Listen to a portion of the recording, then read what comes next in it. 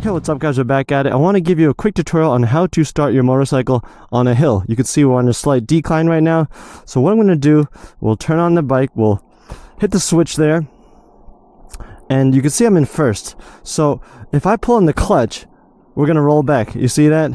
So right now I have my clutch hand engaged fully, and I have my right hand on the front brake. Now what I'm going to do is I'm going to use my right foot, engage the rear brake, and that way I can take off my hand. My left hand's still on the clutch. Now my right foot is still on the rear brake.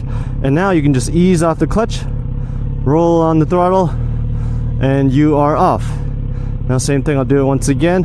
I'm going to use my front brake first to stop, and the rear brake to hold it. We're going to ease off the clutch, roll on the throttle. It's that simple, boys and girls.